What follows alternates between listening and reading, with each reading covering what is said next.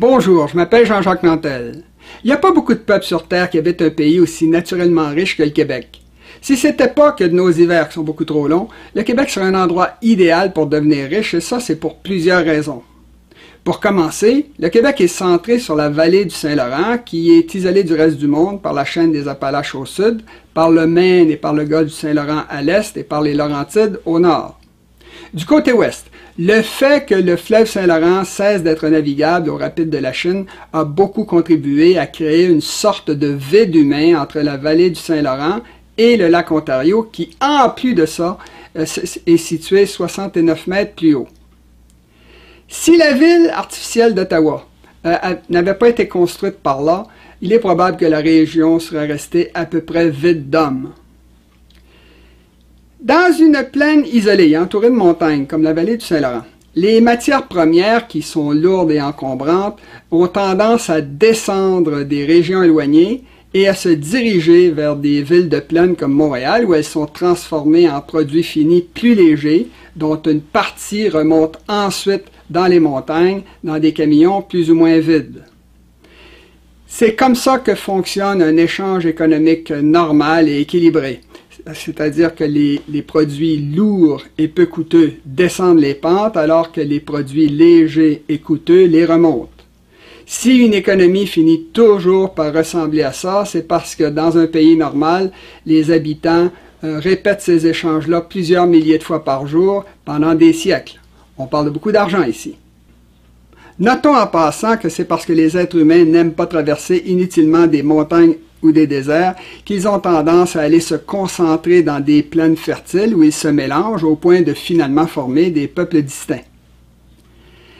La deuxième raison pour laquelle le Québec est un pays naturellement riche, c'est parce que le Saint-Laurent et le Saguenay sont deux cours d'eau courts et droits qui sont navigables jusqu'à l'océan Atlantique. Or, comme les océans sont plats et qu'on peut s'y diriger dans n'importe quelle direction en se faisant pousser gratuitement par des courants marins ou par des vents, il est possible de s'en servir pour aller faire un commerce extrêmement profitable aux quatre coins du monde. La troisième et la plus importante raison pour laquelle le Québec devrait être riche, c'est parce que le Saint-Laurent prend sa source dans la plus grande mer intérieure du monde, ou si on veut, dans les Grands Lacs, qui sont eux-mêmes alimentés par une foule de rivières qui coulent du centre du continent le plus riche du monde. Pour atteindre l'Atlantique de la façon la plus économique possible, beaucoup des exportations internationales du centre de l'Amérique du Nord sont obligées de passer par le goulot d'étranglement que représente la vallée du Saint-Laurent. À ça s'ajoute le fait que les habitants des Maritimes et de l'Ontario sont également obligés de passer par le Québec s'ils veulent commercer entre eux. C'est parce que Champlain avait compris tout ça qu'il a fondé sa Nouvelle-France dans un pays beaucoup plus froid que la France. Il s'agissait d'un pays tellement naturel que les villes qui ont été fondées aux points stratégiques les plus évidents du pays sont encore aujourd'hui des villes importantes et peuplées. Québec et Saguenay, par exemple, sont encore aujourd'hui des villes de premier pont, c'est-à-dire des villes qui ont été construites là où de grands cours d'eau se rétrécissent et où on trouve les premiers ponts qui permettent de les traverser. Trois-Rivières, elle, profite toujours du fait qu'elle est située à l'embouchure de la rivière Saint-Maurice qui pénètre très loin à l'intérieur des terres, ce qui permet d'exploiter les ressources d'un immense territoire. Enfin, Montréal est toujours un nœud de communication extrêmement important vers lequel convergent plusieurs voies ferrées qui viennent de l'ouest, la partie ontarienne de la voie maritime du Saint-Laurent, la transcanadienne qui vient des Prairies, la 401 qui vient de Toronto, la route américaine qui longe la rive sud des Grands Lacs, ou encore les routes 81 et 87 de l'État de New York qui, elles, viennent du sud. Évidemment, ce que je viens de décrire, c'est le Québec tel qu'il devrait normalement fonctionner, c'est-à-dire comme un pays de passage qui s'enrichirait en taxant les exportations de ses voisins qui traverseraient son territoire pour se rendre à l'Atlantique et aux marchés internationaux.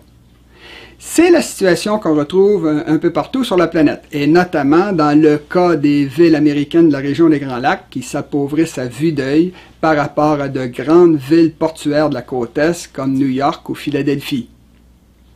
Curieusement, c'est pas comme ça que fonctionne le Canada de l'Est, et c'est pas non plus comme ça que pensent les Québécois, qui trouvent normal que leur richesse remonte à contre-courant le fleuve Saint-Laurent vers Ottawa et Toronto, au point de faire de l'Ontario une province nettement plus prospère que le Québec, ce qui est bien sûr une situation anormale. C'est ça qui arrive quand un peuple se fait inonder de propagande pendant un quart de millénaire. Ne vous gênez surtout pas d'utiliser cette série de vidéos pour changer les mentalités au Québec. Je vous remercie également de m'aider financièrement pour que je puisse, entre autres, faire pareil aux 4 coins du Québec. J'explique comment faire dans la description qui est juste en dessous de la vidéo. À la prochaine!